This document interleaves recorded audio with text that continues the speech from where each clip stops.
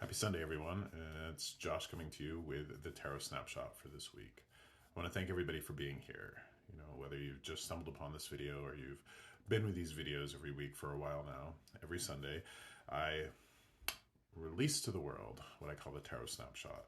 I use a tarot and I'm a student of tarot, and it's just a wonderful, wonderful tool to connect to spirit and to receive the messages that we need in this moment.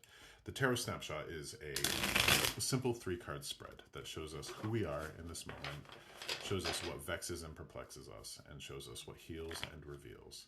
Now, I only need to shuffle 3 times to get the cards to where they need to be.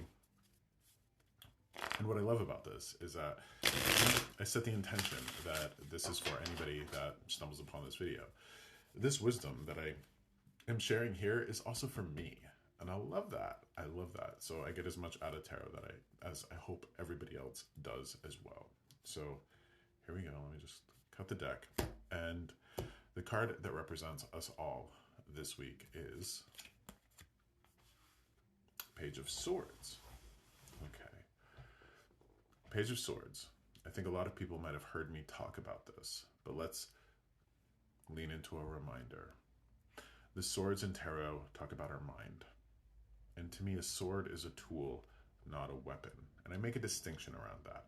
Because I think, you know, with the knights of old, with anybody who would have used a sword, think knights, think chivalry, think shogun or samurai, there was always a sense of honor to that tool. There would have been a certain amount of people who took that tool and turned it into a weapon. But let's talk about how a car is a tool. Some people will take that tool and turn it into a weapon.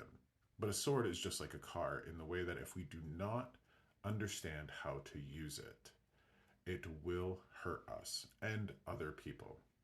If you had to get into a car and drive it, if you had to drive it but you didn't know how to, and you had to figure it out, as you did so, there's a really good chance you're going to hurt yourself or other people. The Page of Swords, to me, in my relationship with this card, talks about how our mind is a tool that is as useful as the value it brings us. So some of us have minds that have not been trained well by our parents or our school systems or by life or culture. Some of us have a better sword than others based on all of those variables that could be in their equation. Unfortunately, for most of us, figuring out how to use our mind is a matter of trial and error. I love to think of the mind as the part of us that's learned the ABCs, that's learned to speak the languages that we have. And if the mind is something that is telling you that you're not worthy, or beating you up for past mistakes, or constantly repeating some of the awful things your narcissists or your abusers would have shared with you in the past, think how you could relearn the alphabet. If I said, you know, if I taught you or encouraged you to know the ABCs from Z to A instead of A to Z, if you put your mind to it, you could figure out how to do that. A lot of what we're experiencing in terms of mental health crises, in terms of anxiety, in terms of depression, well, there are things that we don't have control over, chemical imbalances that affect our mind. But this card encourages us to see that we do have a choice in the way we feel about a lot of what's happened to us. I'm a person who has, over the course of my life, experienced trauma. I get to decide how I feel about that. I get to decide what that brought me instead of what it took away from me. I want you to, as much as you're able, to reframe the idea of your mind, that your mind can be this powerful tool of protection. But if you don't know how to use it, it can become something that hurts you or the people around you, just like a car. Lean into the idea that your mind is a tool and understand that with practice, dedication, training, help from external places like therapists or self-help books or YouTube videos or what have you, that you can learn to use the mind. And here's why that's so important. Here's why that's so important. A lot of what goes on in our mind is the main cause of our suffering. And I'm a firm believer that if we want our spirits, our beloved dead, to rest in peace, we have to be in peace. My grandmother, she lived a really long, awful life.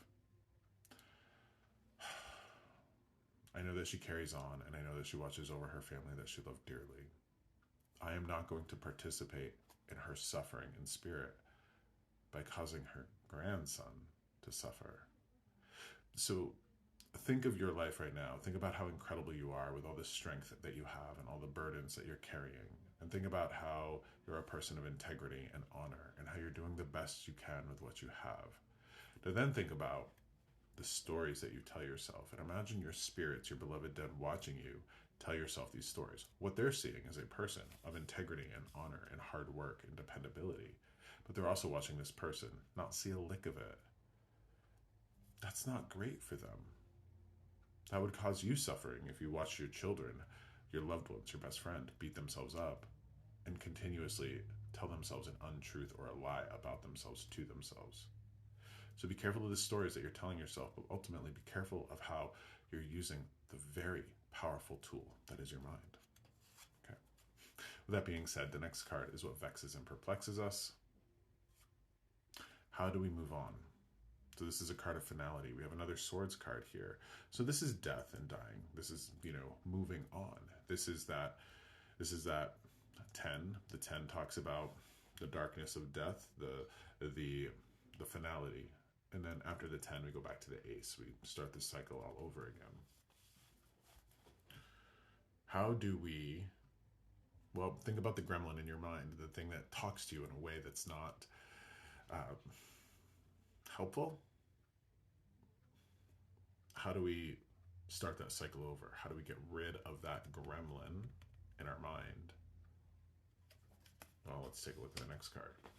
The next card is what heals and reveals the solution to that problem. Let's see if it's another swords card. Oh my gosh. Here we go. It's pretty amazing that we go from the Page of Swords to the 10 of Swords to the Ace of Swords. And I just started talking about I just started talking about the 10 to the Ace. Well, we go right to the Ace. That's amazing to me. That's so amazing. So the Ace of Swords is new beginning.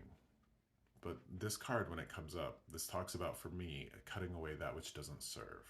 So think of a limb that's got gangrene or an unhealthy limb that needs to be amputated. That's going to be painful. So removing the gremlin from our mind, getting in control of that gremlin, could be a little painful, could be a little tumultuous, because we grow comfortable with those stories, right? We think we deserve to tell ourselves those things. But something that is really calling to me right now is the idea of, instead of using force, we use gentleness. So if the limb has to be amputated, we should do it as gently as possible. This card is encouraging me to tell you that sometimes strength isn't the answer.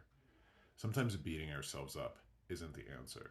Now, I do believe that, the idea of the inner child, that part of us that is very loving and, very, I'll say innocent.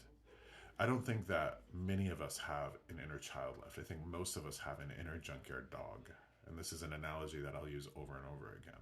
Most of us have been beat up and traumatized, just like a junkyard dog. A junkyard dog is a creature put into a junkyard, beaten and traumatized until it can only see itself and the world through one lens. Think about how you've been traumatized and beaten by life to where you can only see yourself and the world around you through one lens. Now, if you had an animal in your home that was abused,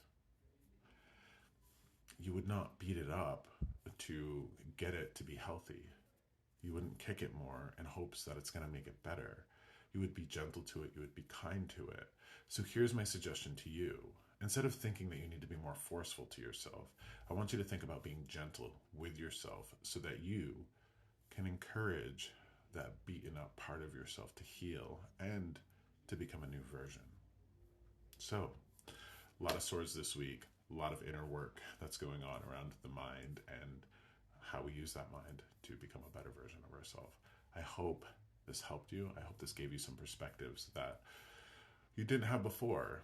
And ultimately, remember that you can decide how you feel about all of it. Take care of yourself, and I'll see you next week. Much love.